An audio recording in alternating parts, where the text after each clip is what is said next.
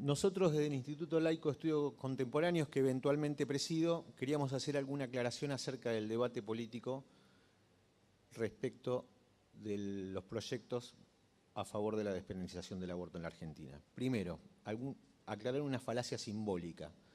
Aquí no se está debatiendo entre un sector que está a favor de la vida y un sector que está a favor del aborto. Acá estamos todos a favor de la vida, aún con nuestras diferencias. Lo único es que algunos lo hacen o encuadran el análisis de los proyectos de la concepción helimórfica, es decir, desde el tomismo, desde sus creencias cristiano-religiosas, y otros lo hacemos como creemos que debe hacerse desde el derecho y la salud pública.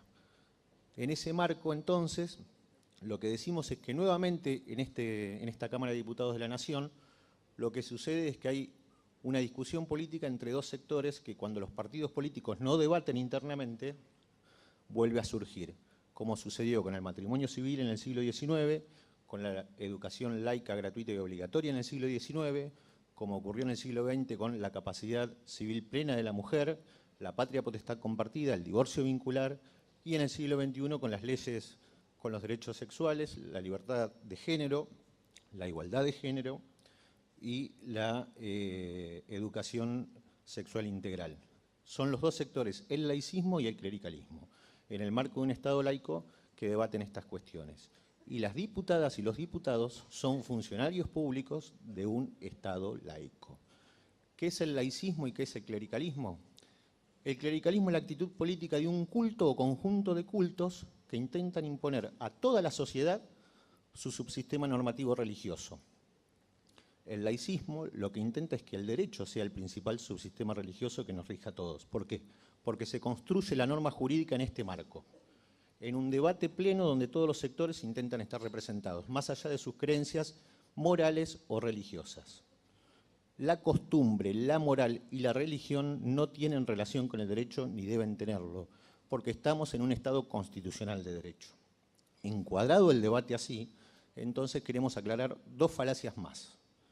Que en caso de aprobarse estos proyectos, unificados o no, que despenalizan el aborto en la Argentina y consagran un nuevo derecho para las mujeres en la Argentina, porque además, debemos decir, todo el reconocimiento de derechos pasa por tres etapas: la represión, la tolerancia y el reconocimiento en el ordenamiento. Y entonces vemos que hay siempre un sector político progresista, progresismo que es tratar de incorporar el ordenamiento, el reconocimiento de nuevos derechos, y un sector que reacciona frente a eso, que es la reacción, que intenta mantener el status quo. La historia de todas estas leyes que hemos enumerado muestra que el laicismo siempre ha tenido una actitud progresista y el clericalismo una actitud de reacción, mantener el status quo. No estoy hablando de retrógrado, estoy hablando de reacción frente al intento de reconocer nuevos derechos. Bien, la segunda falacia es jurídica. Aquí estuvo presente un exministro de la Corte Suprema de Justicia.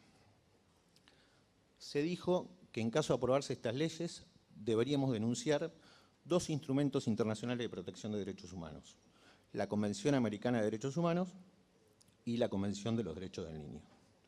La primera falacia, el artículo 4, inciso 1 de la Convención Americana, que dice que en general los estados protegen la vida de la concepción, debe interpretarse como todo instrumento en las condiciones de su vigencia. ¿Quién le da las condiciones de la vigencia?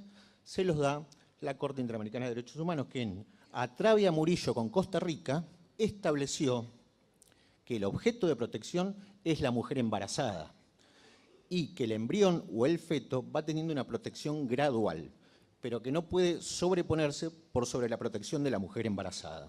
Esto lo aclaró además cuando se incorporaron estos instrumentos al artículo 75, inciso 22 de la Constitución Nacional, el convencional por la mayoría, Raúl Alfonsín, el 2 de agosto del 94, cuando dijo que el Estado se obliga a ayudar socialmente, a una ayuda social a la mujer embarazada, pero que esa norma no es incompatible ni con una legislación que penalice el aborto, ni con una legislación que no lo penalice. Aclaradas las condiciones de la vigencia, se aclaró la falacia de que deberíamos denunciar la Convención Americana. La otra falacia es que por el principio del interés superior del niño deberíamos denunciar la Convención de los Derechos del Niño. ¿Quién le otorga las condiciones de la vigencia? el Comité de los Derechos del Niño de Naciones Unidas, que le viene recomendando al país que por favor cambie la legislación por las niñas y adolescentes que se ven sometidas a prácticas abortivas clandestinas, a la muerte y a la vulneración de sus derechos. Bien, debería enumerar algunos fallos en ese sentido, pero no me quiero extender. Para sintetizar también, me quiero referir a lo que ha hecho la jurisprudencia nacional respecto a estos artículos del Código Penal. Ha dejado de penalizar la práctica abortiva más allá de que sea aborto no punible conforme la actual normativa. Yo les voy a dar, para que anoten los legisladores, por ejemplo, más allá del fallo FAL, algunos fallos de la Suprema Corte de Provincia de Buenos Aires.